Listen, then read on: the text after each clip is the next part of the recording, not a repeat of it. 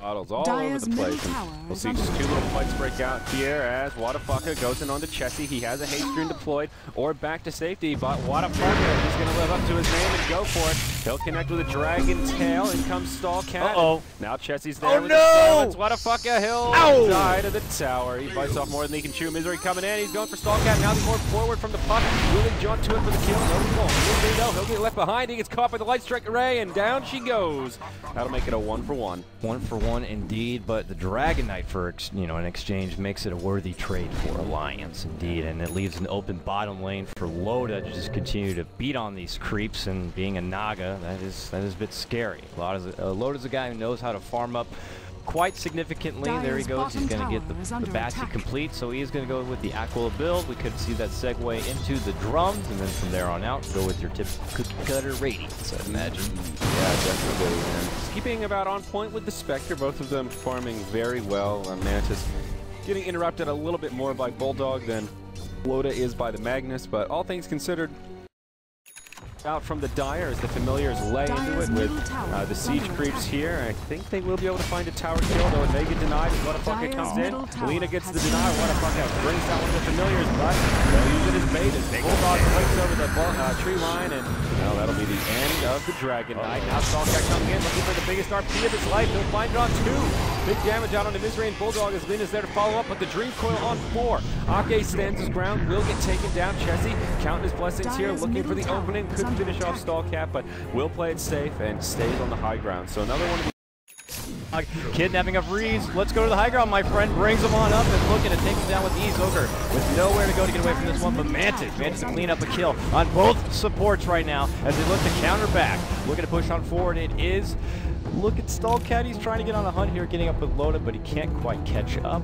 2 for 1. 2 for 1. That was a really awkward fight where Loda was off by himself kind of on this portion of the map and Song of the Siren to try and break things up and keep himself alive. And then meanwhile, there was this skirmish going out here. They got high ground, and it was just a little too chaotic for Alliance, where they need to be all grouped up, and they needed Loda basically in the fray. At this point, he's their big damage dealer, and while he's back by himself just trying to stay alive with that Song of the Siren. And they are being so pesky. They don't pack the punch, yeah. Right after the conclusion of that fight, which looked rough for them, they're just doing these little cheeky tactics, and you see Naga losing top lane, just kind of taking it to the racks. Ake using those familiars, just constantly adding the extra damage. This is just becoming quickly frustrating for xGames. Yeah, unfortunately for Alliance, the top barracks will regenerate, but mid lane, Bulldog using the lasso, Loda's there, they'll go in onto Mantis. But can they actually bring him down? Wow. Giving it to Loda here. He does have a Song of the Siren, doesn't need to use it as now Chessie comes in. There's your silence, the Hex to break it up. It's a dead Spectre. StarLadder comes in, RP on 1, but Chessie will survive as the Force Staff is there. There's the Swamp, they'll interrupt him with the Dream Coil and the Flame Break, and it ends as a 2-for-0 in the mid. And now Alliance with a big window of opportunity. Spectre has the buyback, but Magnus is 200 gold short. And it was just a bit of a misplay right there. xGame trying to commit on a fight there in the mid lane, even though they didn't quite have the backup. The backup, meanwhile, trying to deal out with defense because constantly Ake adding pressure. They do manage to take down those familiars in the isolated. He'll fall. Now Mantis gets silenced up. He's on the run, but he's in some trouble. I'm not sure he'll be able to survive this one. Dream Coil's been deployed, and he'll fall. Double buybacks now to try and defend the base as, nope, the one melee Rax is still standing, but eek. Indeed, they make their first debut into the Alliance base, but really, what did they get done? They done a whole lot. Some damage on that tier 3, but obviously in comparison, it's just not much to stand, and as xGame's base still just very, very low. That Rax is healing up, however, but it's only a matter of time before something happens.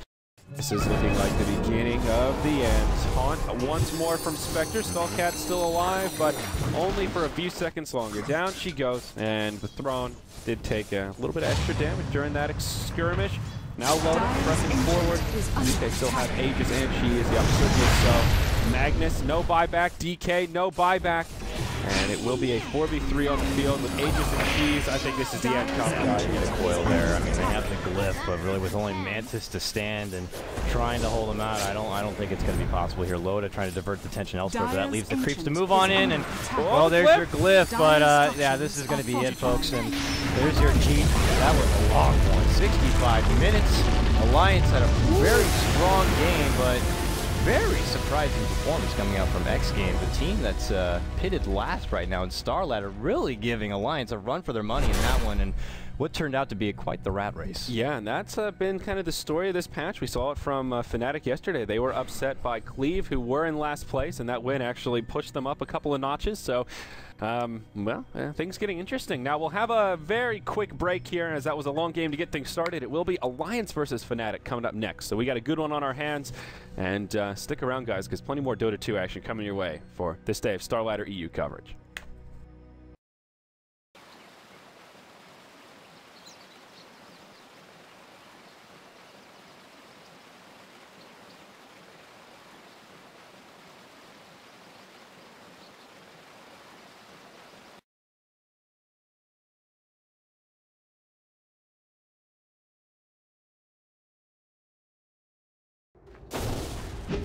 In the corner, try to get away from this one. What can you do about it, boys? I got a sleep available here. Can I delay it out? Yes, I can, but it's to no avail. The suicide! Oh!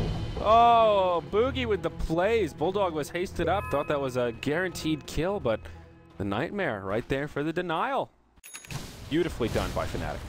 He's going to push forward right here. Can we sneak in a deny? No, they want to add pressure to make sure it's secured. And they take down the tier 1. Fortification is going to be refreshed. Thank you very much. 6.2.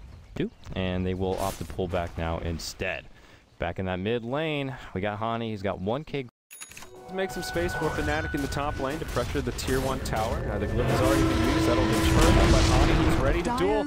Loda will not get dueled. There's support coming in. Shessie does have the primal split. They'll use it. Can they interrupt Trixie? Yes, they can. The boulder's there, and once again, Nature's Prophet takes a fall. Yep, nice quick grab. Trixie, one. The duel complete? No. The Spectre will survive. Hani taking a lot of damage as now the rest of the Alliance coming in. Spectre does die, buys back, will haunt forward, and now the turnaround. Boogie taking a lot of damage. They've already lost their Wisp and their health. See the Tumba Man will interrupt as the familiars fly by, and he'll take the finger. It's a 1 for 4, and the buyback from Loda.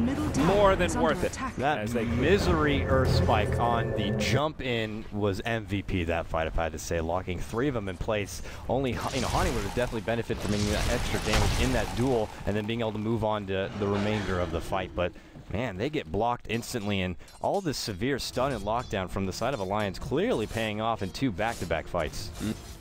Now Loda up to 27.